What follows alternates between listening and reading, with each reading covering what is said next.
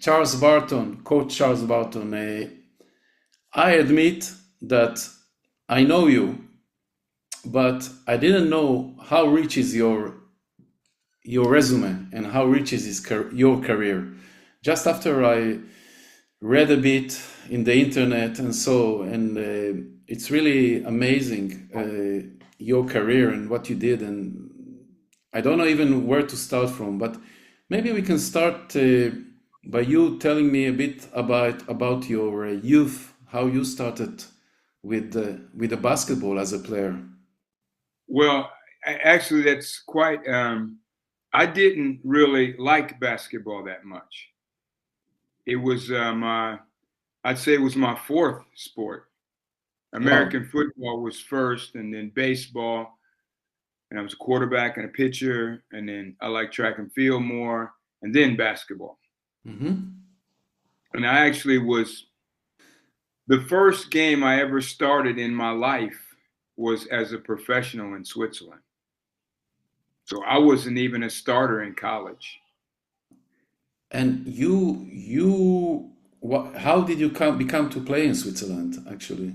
I had friends that played in the NBA, and one of the friends said, "I think if you practice a little bit, like in pro-ams, within a year you might be good enough to play overseas."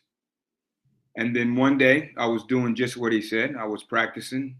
I was at the YMCA, and I got a call, and he said, "There's a job for a player just like you in Switzerland. Will you take it?" And I did. Hmm. So the first time I came to Switzerland, I remember, I'll never forget, I was on the court with the players, and I said, "So this is what it's like to be in the first five."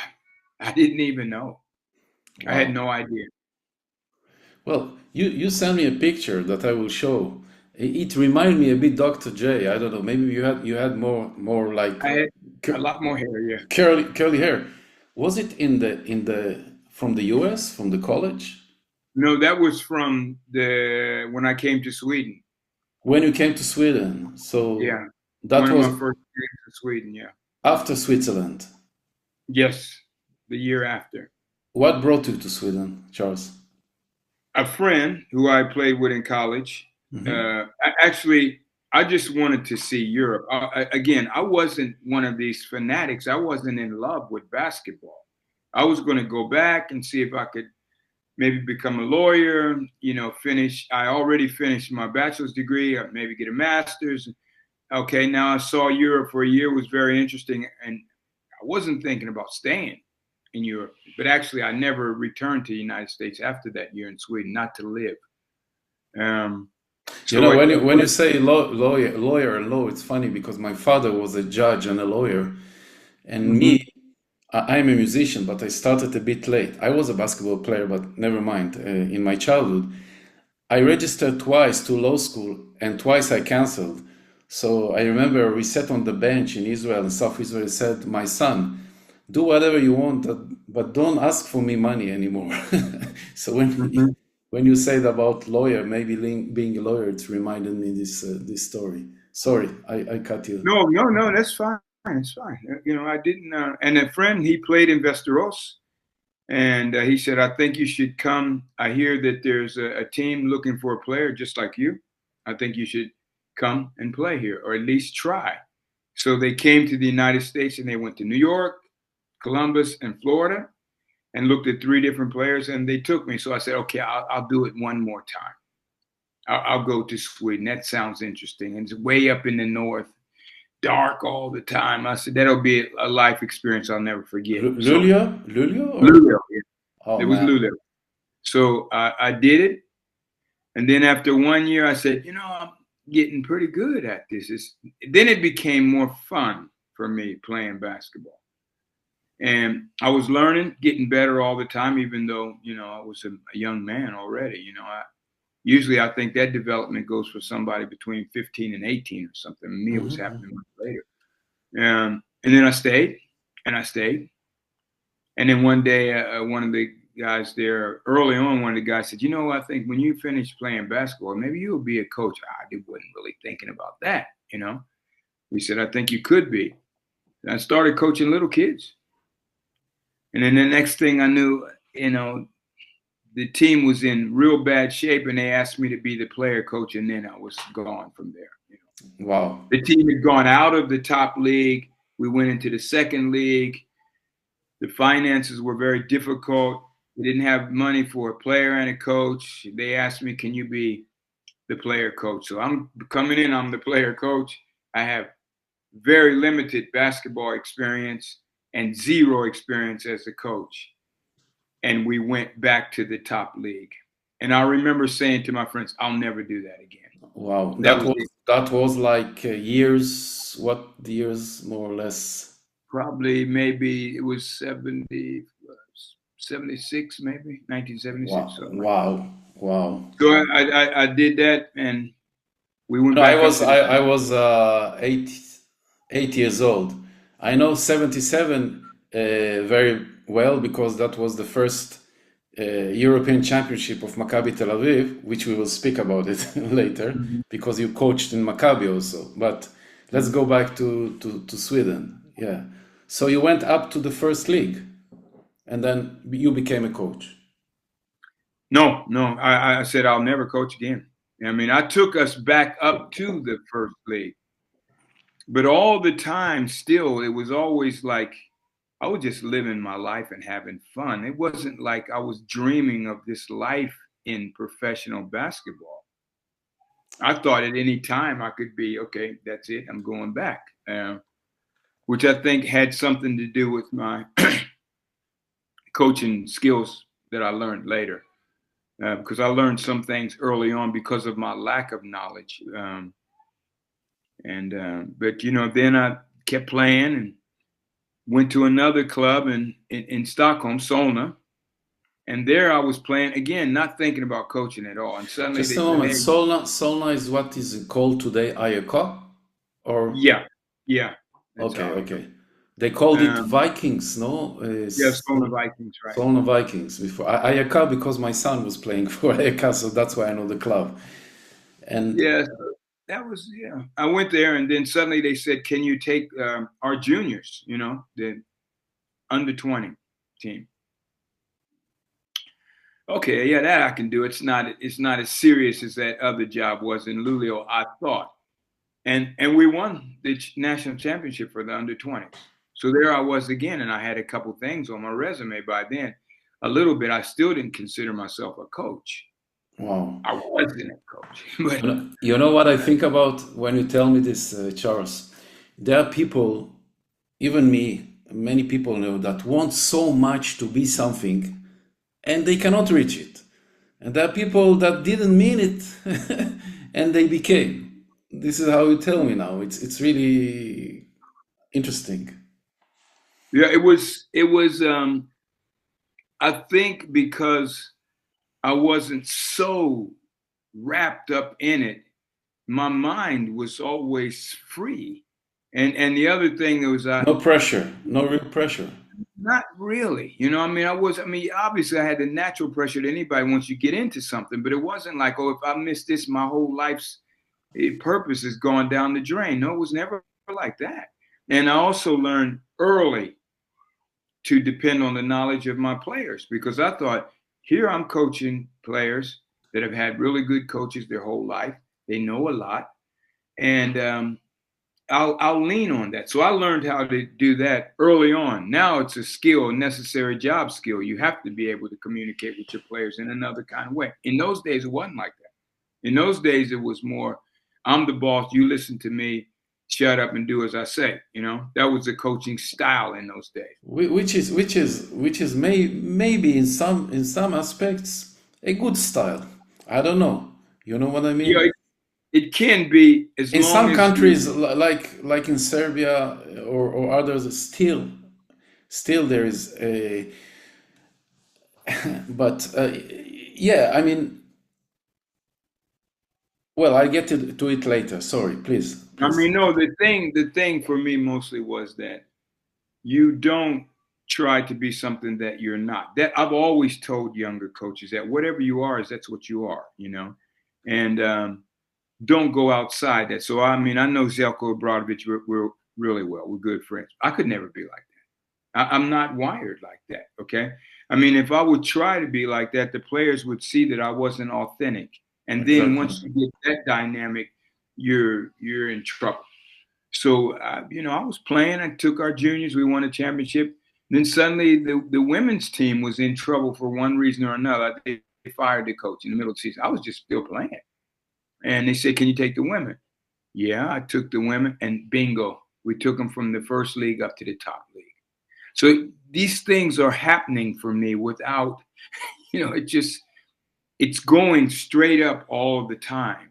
But And it maybe it's simple as that. The results mean that you did something right as a coach, yeah, I was doing something whatever it correct, was. whatever it was. Without a doubt, I was doing that. But I never had a delusional image of myself. I knew that there was definitely help along the way. My assistant coaches were good. I was leaning on my players. They were involved, even though I was calling the shots. I learned that lesson early on. And even when I stopped playing, we were playing one year. We played in the finals against Alvik. The players were not happy with the coach we had. They had a coaches meeting and said, "We got to get rid of this coach, and we're going to demand that the board get rid of the coach." I said, "Okay, but we are we did just lose in the finals. You better have somebody damn good that's going to take over." "Oh yeah, we Yeah, got a guy. We're just yeah. going to tell him, right now." And then they all turn around and say, "It's going to be you." So I go from one year I'm playing, and the next year I'm the head coach with the same guys I was playing with the year before. Wow. And what happens? We're winning the championship. Well, Charles, that's amazing. That's amazing. And you know what? We speak about something that I want to ask you later, but why not? We can get to it now. Now, I read twice the book of Phil Jackson, 11 Rings, and of Mm-hmm. course, I was born in '68, and I saw all the '80s Magic, Larry, and Michael Jordan, and I find I don't know if you were acquainted with it, but I find it amazing. And I think that Phil Jackson is not necessarily the most knowledgeable coach in the world about basketball, but it looks like he was really a master of managing the people and managing the egos, which were big. Michael Jordan, Kobe Bryant, Shaquille, all the people you need to deal with, Dennis Rodman. So I thought to myself, of course, time changed. It's, of course, there is tough coaches, Jellicoe, maybe to this other, and there are other coaches. But what do you think in today's era is actually, what do you think is that the important values for a coach to be, except knowing the drills, except the basketball itself? I mean, I think for me personally, if it's that kind of, if we're talking about being authentic, I think it's to have communication, very clear communication with your players and your ability to get on the same page with them. I think that's more than the X's and O's. I usually say to young coaches, if they would lock us in a room and we'd all take a test, um, and then no names were put on the paper, they might not see any difference from my angles and ideas and answers than they do from yours. But if they asked me to come somewhere right now and coach men, I could do it and you couldn't, because you don't have the skills of communicating with people wouldn't be the same. Mine would be higher than yours. But if you just go to the X's and O's, I think a lot of people can do that. I think the communication with the players is extremely important. Haven't said, Like but I do knowing think, the soul of your players also, yeah, not just about the how good they are or how bad they are in the court, what drives them, what, I mean, I thought it's really talked to me, all this thing about understanding, really understanding the players, not just if he can go in right or go in left, but you know what I mean? He's a bit understanding, knowing his personal world. That's what I Yeah, think. and even the people that appear to be extremely tough, they do have that quality also. We shouldn't underestimate. It's just not this big separation between them.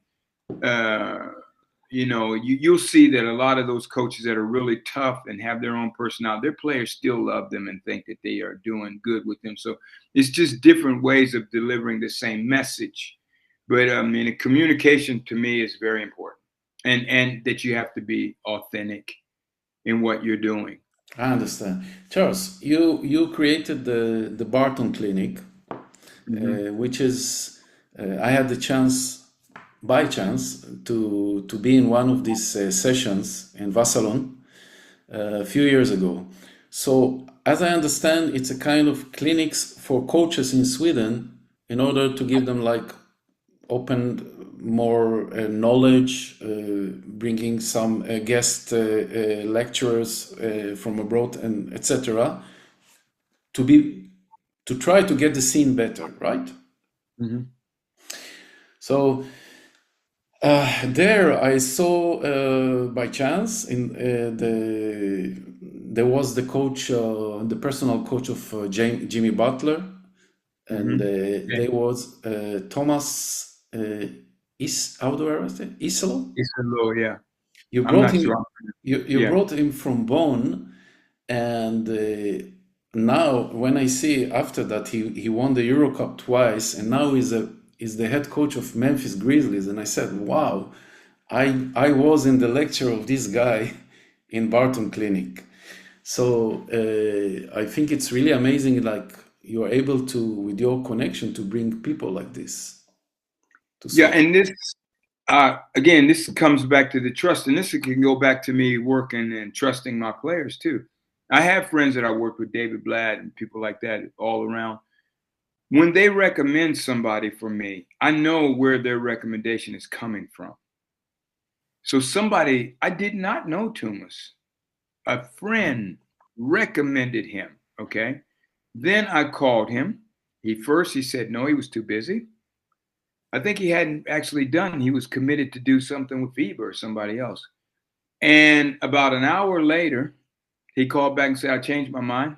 I looked up the clinic, or some people called him or something, or he checked with somebody and said, I'm going to do it. Well, we started to talk right then. His brilliance was obvious. I mean, Amazing. it Yeah. was obvious. I don't have no idea at that moment what he looked like. He's I'm sitting Finnish, with, right? He's Finnish, yes, right? it's finished. I'm sitting with a glass of wine at an outdoor cafe in Spain and going to watch my son play. I'm sitting there, it's 9 o'clock at night. I'm drinking wine. And I'm talking to this guy, and he is off the charts. I mean, just and so simple that I knew his knowledge could go from almost all the levels. So he's brilliant, and we That's agree. And that's that's what happened actually. yeah, yeah, he was That's he how was it, like a meteor, it went up. Yeah. yeah. And at that clinic was Lindsay Harding, who also went up after that. She was assistant coach. I forget who she was with at that time. I was there also. Yeah. I didn't know Yeah, her before. no, But she was a female coach for an NBA team, which I thought was yeah, also an exactly. interesting dynamic. And I remember we were sitting on the side, on the floor, me and Lindsay sitting on the floor. Tumas is doing his thing out on the court.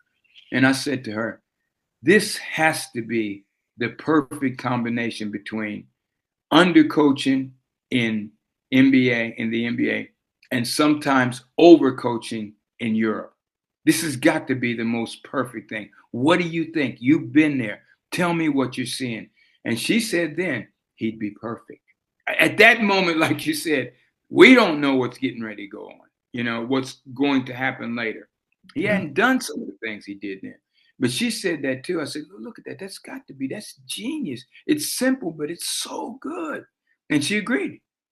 And That's the rest, that's that's really amazing that he came here, really, and amazing for me that I was there by chance. yeah, that was one of the best we ever had. Yeah. Absolutely one of the best we ever had. Listen, Charles. You bring all these masters and you yourself with all your knowledge. Now, I'm 4 years in Sweden. Because my son is playing, I know a bit the scene, especially of the youth basketball. And unfortunately, the scene is not completely professional, maybe semi-professional, maybe more based on community. Coaches, many of the coaches are parents of the boys themselves. This is creating some problems, and it might be, I am not sure, that there is a big differences between different clubs and different coaches. So I was coaching one time in the next level of Joachim of Hammarby, and a guy came from San Antonio, Chris Dale. You know him, Chris Mm-hmm. Dale. So his assistant, his manager, came with me and said, "Oh, I was expecting a better level. I'm a bit. I didn't know that people the boys lack fundamentals, the shooting." I said, "Listen, it is how it is." So what do you think about it, and how it can be changed, maybe, if at all? I mean, first I would say that you are correct that it is different from club to club. Some can be extremely professional, or not professional like they're paying them, like Real Madrid or something like that. But I mean, professional in This attitude is and work. another thing, the payment. Many people doesn't get paid. They do it on a voluntary basis. How can And you when you create? it's difficult when it's like that. I've always said that if money is allocated from the top, and this is a sensitive word. I'm just saying my ideas. I would rather spend money on some youth coaches Mhm, than to send 10 coaches to the Final Four of mhm, the EuroLeague. Those 10 coaches that go to the Final Four are not going to help the development of the basketball. If you spend that on coaches working with the younger players, you're going to get more for your money. And I also think that I like it when we encourage coaches to go down a level if they're done coaching, or players to get re-involved in the game by coaching youth players. Um, Yeah, I think Charles, and I sense from what I see. So even from all the Nordic countries, Sweden, because of this system, it hurts the scene and it hurts the talents, because there is talents here. I always say there is talents. Of course, one or two here in the NBA, okay, but it's all start from the childhood. I mean, if there is no foundation in the childhood and the youth, what happens when you grow and become adult? So always they say to me, "Oh, it's not professional. There's no money. The government don't give money." I don't know. I mean, but for sure, what you do with the clinic, it's great and helpful. I mean, I do see some people, like I said, that do very good work. So I don't want to say that it's all bad, okay? Because Of I've course seen, not. That's not you know, what I I mean, say. Also, we're producing uh, players that go far, go to EuroLeague, go to out of the country. that's right. That's But right. you should be. Sometimes people take final results much more serious than they should be. I mean, if you make the Final Four, of course it's fun for the kids, and of course it's popular for the club. But if you get coaches that are really teaching them how to play, as opposed to just trying to win games now, as you can win games now and hurt development later. Um, it can easily happen Yeah. because a certain style of coaching will produce a limited basketball IQ, but and a team result almost immediately at certain ages. Yeah. Um, so that I try to. I'm sorry that phone was ringing. Yeah. Yeah. I try to stay away. I try to help them, and I also try to be that you actually encourage people to be more involved in the coaching instead of us criticizing. That I'm more disappointed in the negative criticism from club to club, coach to coach, player to player within the basketball community than exactly what they're teaching. You must be more positive and more willing to help. I've gone to classes, and step one, I have 22 titles in my career. I think actually it's more. I think I've forgotten about some of the titles I won. I know of 22 for sure. And I've gone to step one courses and came away excited, and I actually picked up something. Clearly. Amazing. You know, I mean, I'm talking about, I'm sitting in the class with coaches that are beginning, and I'm sitting there, and I'm learning from their experience of what they don't know and what the leaders are teaching them that they need to know. And every time I leave, I'm feeling better about the Swedish basketball scene. Every time I leave one of those grundläggande fundamentala, courses. Yeah, I understand. Charles, you were the assistant coach of Maccabi Tel Aviv, 2001, 2003, under David Blatt. And I looked, and in 2003, I think you moved to Aris, right? And you were the head coach of Aris. Right. You went twice to the final cup, and you won the cup once, right? Right. Man, that's amazing, because I'm Israeli. I grew on Maccabi Tel Aviv of the 70s and the 80s. And Maccabi and Aris then had great rivals. In Aris played Nikos Galis, and Yanakis in Maccabi then play Berkovic, Aroesti, Lou Silver. And then when you coached with Blatt, I think you started to have the rooster, this legendary rooster that came later. You had Wojciech and Anthony Parker, I think, even for 1 year. Very sharp, yeah. How was it for you in Maccabi, Charles? I'll never forget the first day when I came to Maccabi. I mean, first, the reason that I got to Maccabi was absolutely incredible. That's a story all of its own, an interesting one. But the first day of practice, you tell me maybe in summarize it shortly. Shortly, it was that I was coaching in Germany, the BBL, and David Blatt was coaching the Galil. We met in the Euro Cup. And I remember saying to David Blatt, I met him before the game, and I said, man, I want to hate the other coach. I cannot hate you. And that was one time when we were watching his team play, and they did so many things. And I remember getting up and turning the video off. And I told the players, go on down to the gym. And my assistant coach said, well, what'd you do that for? I said, I'm not going to try and match wits with that guy. I didn't know who David was, okay? But I said, I'm not going to try and match basketball knowledge with him. He will eat me for breakfast. And so, I mean, he's such a nice person, by the way. Yeah, David. yeah, I met him. Great really, guy.